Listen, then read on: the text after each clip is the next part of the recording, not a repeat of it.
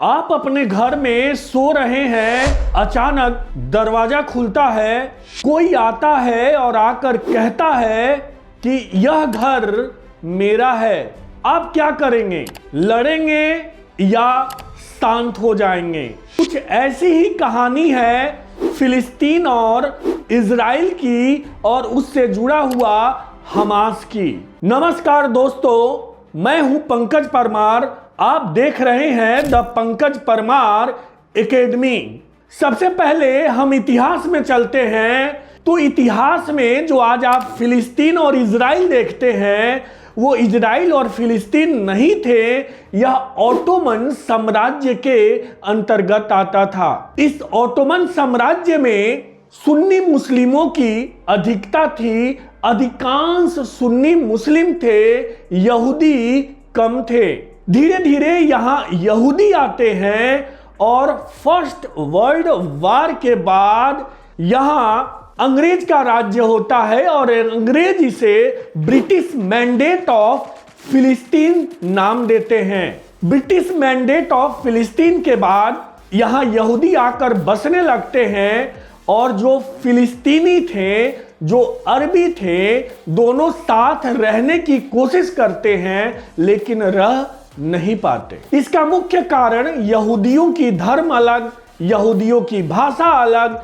यहूदियों की संस्कृति अलग। उसी तरह फिलिस्तीन अरबियों की संस्कृति अलग, भाषा अलग, तो दोनों को एक साथ रहना धीरे धीरे मुश्किल होने लगता है। आपसी संघर्ष शुरू हो जाते हैं। आपसी संघर्ष शुरू हो जाते हैं। उसके बाद इसमें यूनाइटेड नेशन, संयुक्त राष्ट्र संघ को हस्तक्षेप करना पड़ता है और 1948 में दो राज्य बन जाते हैं। एक इजराइल बनता है और एक फिलिस्तीन बनता है। लेकिन फिलिस्तीन यह नहीं मानता कि इजराइल को हम क्यों माने। क्यों? क्योंकि पहले नाम ब्रिटिश मैंडेट ऑफ फिलिस्तीन था और वह हमारा है, हम मुस्लिमों का है, हम सुन्नियों का है। इजराइल और फिलिस्तीन बन जाते हैं, लेकिन फिलिस्तीन से ये सहा नहीं जाता। फिलिस्तीन से सहा नहीं जाता और इजराइल और फिलिस्तीन संघर्ष होते हैं और इसी संघर्ष में हमास का जन्म होता है। और हमास क्या करती है? फिलिस्तीन वाला जो इलाका है जहां मुस्लिम बसते हैं, गाजा पट्टी वाले इलाके पे, वहां हमास काम करने लगती है।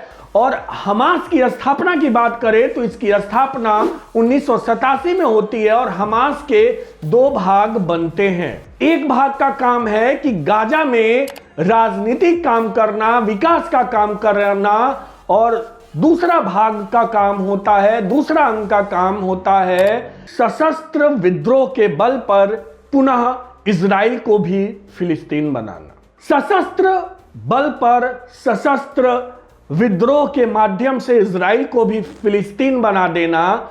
अंततः हमास हर जगह सक्रिय हो जाता है। पुनः हमास की बात करते हैं तो हमास का अर्थ है वीरता या फिर सैनिक वीरता। सैनिक वीरता। और हमास हरकत अल मुकावना अल इस्लामिया, हमने बताया इसकी स्थापना 1987 में होती है। इसका मुख्य उद्देश्य है फिलिस्तीन राज्य की स्थापना करना। ये सशस्त्र विद्रोह के माध्यम से फिलिस्तीन राज्य की स्थापना करते हैं। अगर भारत की बात करें तो भारत फिलिस्तीन को भी मान्यता देता है, इजराइल को भी मान्यता देता है। सैन्य मामले में वो इजराइल को महत्व देता है।